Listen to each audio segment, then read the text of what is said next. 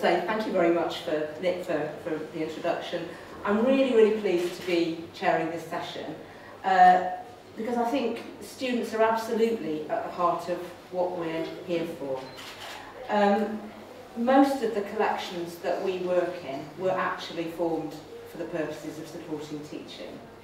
And certainly at UCL, the founding prospectus promised students museums and libraries and apparatus as aids to liberal instruction. So that was in there right at the start, that was part of the sound. I just wanted to ask, before we start, are there any students here? No, there's one. Two. Well, welcome, because we're here for you. And there's a heavy burden of responsibility on you today to tell us what you think about this. And it perhaps makes me think that in terms of University Museums Group, we ought to think about how we involve students more in the way that we work. I think it's especially important to discuss students and what we do for students now, because my feeling is, having been in the university museum sector for quite a while, is that in the 90s and early noughties, we tended to focus, for very good reasons, on the wider public. And as David said, that's still really important. So we mustn't lose sight of that, our role within the wider society. But as David has also said, there is every reason, more reason than ever now, for us to be making a compelling case within our institutions for what we do for our students. And in an increasingly competitive environment, the experience, the very special experience that we can give to students is something that is a very powerful message if we can get it right. But I feel that in recent decades we've perhaps lost sight of it a bit. And we can discuss that a little bit more at the end perhaps. But I think perhaps partly because of the introduction of student fees, there is a growing and very welcome recognition of the fact that we need to put students back at the heart of what we're delivering. Although we're refocusing on students, I think there are some very big changes, obviously, in the services that traditionally university museums offer to students and the ones that we need to be offering in the future.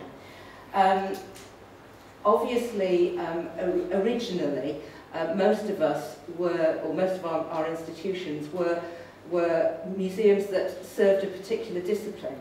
And now, increasingly, we need to be looking to serve, as Christopher mentioned yesterday, a whole range of different disciplines across the university. And also not just cross-disciplinary work, but interdisciplinary work, getting students from different disciplines to engage with our objects.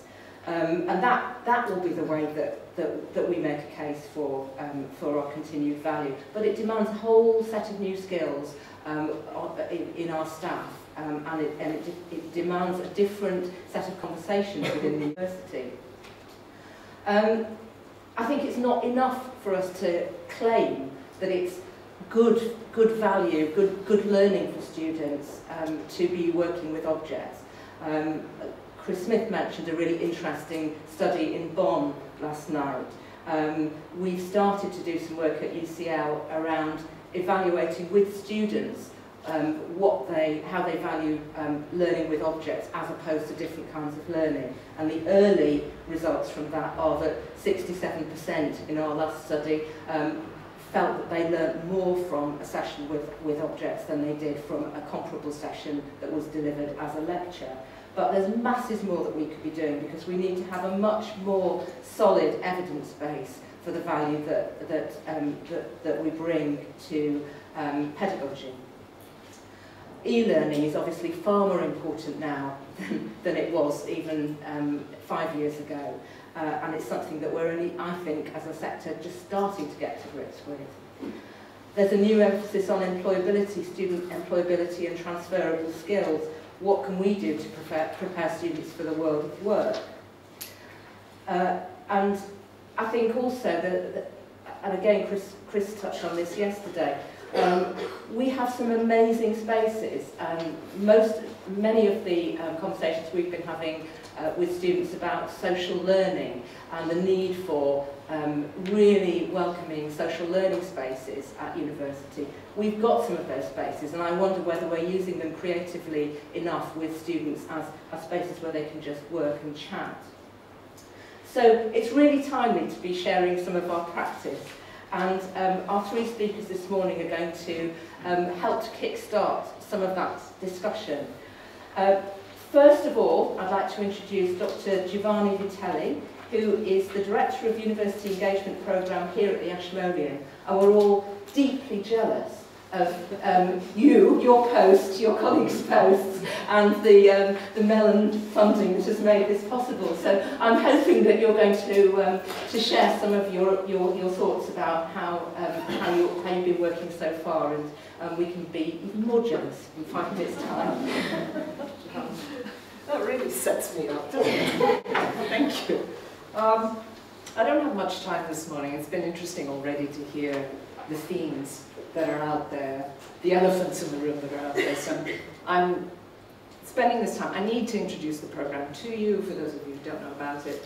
But I also want to outline, somewhat provocatively, some issues that we can then discuss after, and I think that's what we're really here for. I've got 5 minutes, so I better talk fast.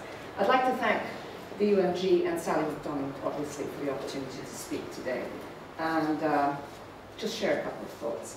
So let me start with the engagement program itself. The University Engagement Program was launched this past autumn through the generous support of the Andrew W. Mellon Foundation, which most of you will recognize as an American foundation. There are 4 of us, 3 teaching curators and me, and the objective is to make the collections of this museum, really almost as a pilot, an integral part of the academic life of the university. Our biggest and most obvious baseline activity, obviously, is teaching. It's cross-disciplinary teaching, which in essence means using the objects within the museum to speak to different subject matters outside the traditional museum core of archaeology, art history, and so on. And really to try to offer a different lens through which to view course material and to understand their human contexts. So our work, as it were, sits alongside of the already excellent traditional teaching that goes on at this museum and all the other university museums at Oxford, and complements, albeit with different emphases, the excellent work that's already going across that's happening across the UMG at UCL and various other places. So as I say, the different emphases I think will emerge in the course of the discussion as well. We're a very new program. So in the first 6 months, the teaching curators, the program's teaching curators, have managed to establish connections with over 20 of the Oxford colleges and about 30 of the departments and faculties within the university, resulting in a number of innovative and enjoyable, and I have to express the pleasure with which these relationships have been established, with colleagues in disciplines as diverse as neuroscience, business, international development, Anglo-Saxon literature. I mean, really quite a wide range of topics. And at the same time, with that baseline, we're beginning to develop projects that overlay those, that are cross-disciplinary and, as you rightly say, interdisciplinary, in terms of jointly curated mini-exhibitions, workshops around objects and galleries, cross-disciplinary internships, bringing science students into the conservation department, and so on, with the idea of producing, of making product, visible product, that we can then display and discuss with the rest of the university. Now, as we heard last night from Chris Smith, university museums are for a number of different things. Now, I'm addressing what ostensibly seems like one of those aspects, that of student education. But it is the one that has the capacity, in my opinion, to weave together a number of different strands. Through the idea that the methodologies of engaging with objects furnish more than specific subject expertise and can foster the development of skills that enhance the way we interact with the world around us. And I'm going to talk a little bit more about that in a minute. I would love to discuss this with this community a bit later, but at a time when the humanities are being patronized by the professions and told that the sum total of our value to education generally is the craft of storytelling, I think that one of the most compelling responses to that straitjacket is to call attention to the range and rigor of the analytical methods that we use to underpin our work as part of our teaching and our transmission of knowledge. It is at its most compelling and unsettling when it's performed in unexpected ways, which is what the whole cross-disciplinary aspect of it produces, is this unsettling, imaginative, these series of imaginative moments. What holds this kind of teaching together is a way of making the transmission of several kinds of knowledge coherent and effective. And what I mean by several kinds of knowledge, if you can conceive of this in a way as a series of concentric circles, we start with the direct knowledge that students gain from handling objects, from being exposed to objects. Close observation, the analysis of one's own thought processes in acquiring that knowledge. And then you move outwards. If the student comes from a different discipline, a different field, knowledge that is then applicable to their own subject matter, to their chosen subject matter, through an imaginative but structured linkage. And then finally, something that we need to test, but intuitively we feel is worth testing, which is the idea of the longer-term value of the experience of object-based learning. As graduates recognize their own skills in making connections across disparate sets of information. And I think that's the key.